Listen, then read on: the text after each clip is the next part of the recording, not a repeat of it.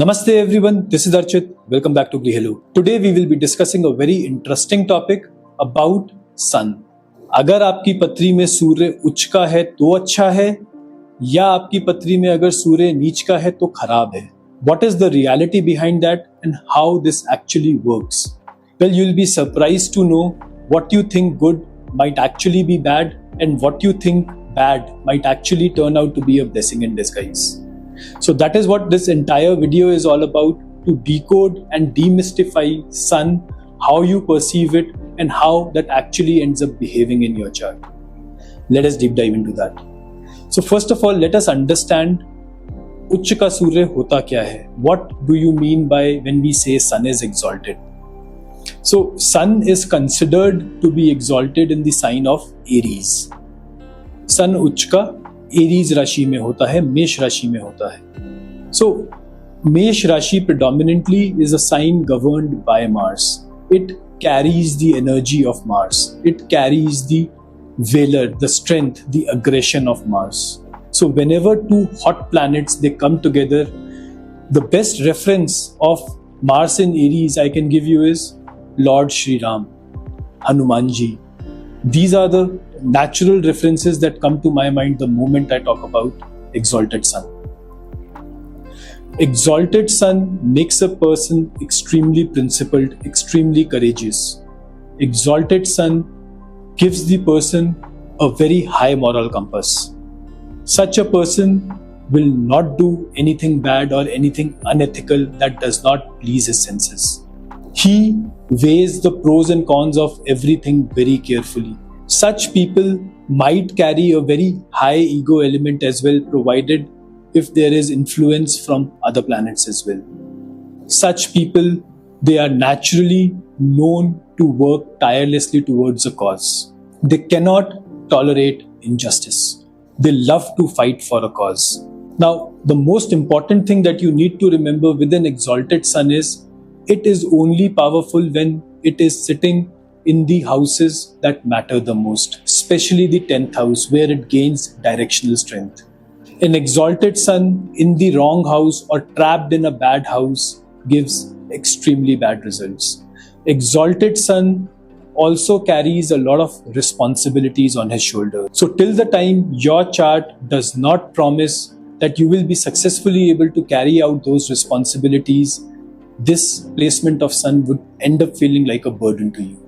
So actually, it might look good as per the classics, but it might not turn out to be as good the moment you start living your life. And especially in today's day and age, this is the age of Kali Yuga. These people, they are naturally taken advantage of. They have a tendency to be cheated by the others because of their good nature. A lot of people approach them because they know such people can carry out the work what nobody else can do.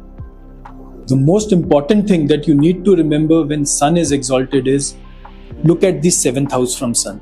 Now this principle applies wherever your sun is sitting, in whichever Rashi your sun is sitting. The house directly opposite to sun will get spoiled. That is the house that faces the maximum burnt. So you need to look out for the right things rather than just the fact that whether your sun is exalted or not. That is the house that you will suffer the most in this lifetime with respect to the qualities of sun. This is a truth that nobody tells you. Coming to the debilitated sun, why it is considered so bad. Debilitated sun happens in Libra, the house exactly opposite to the first house. That is the reason why in the example I said the planet sitting directly opposite to the sun, which is the 7th to sun, or the house directly opposite sun, that is where the person feels the maximum heat in. In the case of debilitated sun, it sits in the Rashi Libra. Now understand the quality of those Rashis. We associate sun with the king. We associate sun with the government. Now government is involved with Venus. What is Venus? Venus is bhog. Venus is fine things in life, luxury, money, the comforts of life. So all these things are denoted by Venus. So whenever sun is in Libra, sun naturally enjoys these qualities. Such a person would be inclined towards getting a lot of name and fame. Such a person would be inclined towards involvement with women, opposite sex. Such a person would enjoy the pleasures of life. Such a person will be more focused towards that. Now, Sun is also the natural Atmakarak. So, this is the desire of your soul. In Kali Yuga, from the perspective of Kali Yuga, this is an excellent placement for people who want to be in public dealing, people who want to be in social media, people who want to attain a name and fame which is larger than life.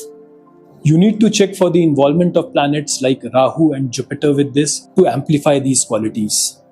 So actually, a debilitated sun might work out better depending on what your soul urges, rather than an exalted sun in today's day and age, in the Kali Yuga that we are living in.